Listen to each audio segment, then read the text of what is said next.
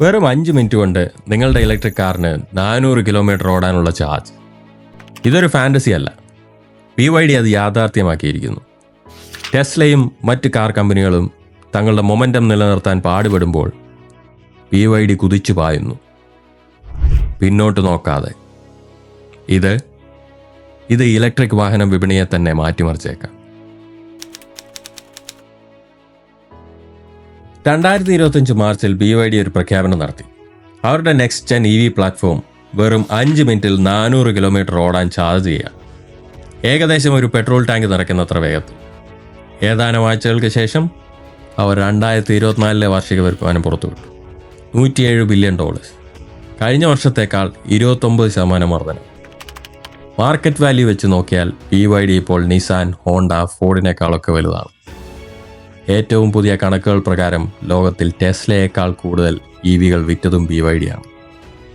അതെ, ലോകത്തിൽ തന്നെ. ടെസ്ലയുടെ Q1 റിപ്പോർട്ട് പ്രതീക്ഷിച്ചതിലും കുറവായിരുന്നു. അതേസമയം BYDയുടെ മാർക്കറ്റ് വാല്യൂ 40%-ലധികം ഉയർന്നിരിക്കുന്നു. ഇത് വെറും ഒരു മാർക്കറ്റിംഗ് ഹൈപ്പല്ല.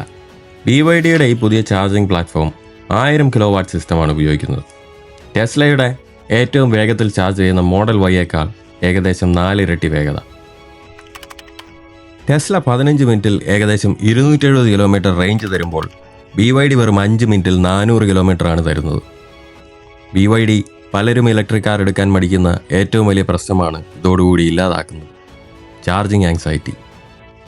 ശരിയാണ്, സാങ്കേതികമായ വെല്ലുവിളികളുണ്ട്. ബാറ്ററി കെമിസ്ട്രി, ചൂട് നിയന്ത്രിക്കൽ, ആവശ്യമായ ചാർജിങ് സൗകര്യങ്ങൾ ഒരുക്കൽ, അങ്ങനെ പലതും. പക്ഷേ BYD വെറുതെ വീമ്പ് പറയുകയല്ല. അവർക്ക് 1,00,000-ലധികം എഞ്ചിനീയർമാരുണ്ട്, 25,000-ലധികം പേറ്റന്റുകളുണ്ട്, പിന്നെ മറ്റാരേക്കാളും വേഗത്തിൽ മുന്നോട്ട് പോകണമെന്നുള്ള വാശിയും.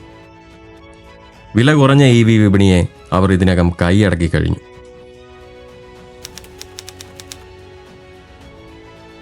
BYD ഇങ്ങനെ മുന്നേറുമ്പോൾ മറ്റ് കമ്പനികൾ പിടിച്ചു നിൽക്കാൻ പാടുപെടുകയാണ്. ചൈനയിൽ ടെസ്ലയ്ക്ക് മാർക്കറ്റ് നഷ്ടപ്പെട്ടു.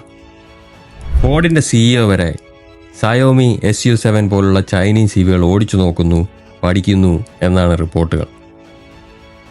അതേസമയം BYD ലോകമെമ്പാടും EVകൾ കയറ്റി അയക്കുകയും ചൈനയിൽ അൾട്രാഫാസ്റ്റ് ചാർജിംഗ് നെറ്റ്വർക്ക് സ്ഥാപിക്കുകയുമാണ്. അമേരിക്കയും യൂറോപ്യൻ രാജ്യങ്ങളും ടാരിഫുകൾ ചുമത്തി ഇതിനെ നേരിടാൻ ശ്രമിക്കുന്നു. പക്ഷേ ഈ ടാരിഫുകൾ കൊണ്ടൊന്നും അത് തടയാൻ കഴിഞ്ഞെന്ന് വരില്ല. ചൈനീസ് EV കമ്പനികൾ ടെക്നോളജിയിലും പ്രൊഡക്ഷനിലും വിലയുടെ കാര്യത്തിലുമെല്ലാം മറ്റ് കമ്പനികളെ കടത്തിവെട്ടുകയാണ്. BYD ഇലക്ട്രിക് വാഹന വിപ്ലവത്തിന് നേതൃത്വം നൽകുക മാത്രമല്ല, അവർ അതിനെ മാറ്റി എഴുതുകയാണ്. ഈ 5 മിനിറ്റ് ചാർജിങ് ഇതൊരു തുടക്കം മാത്രം.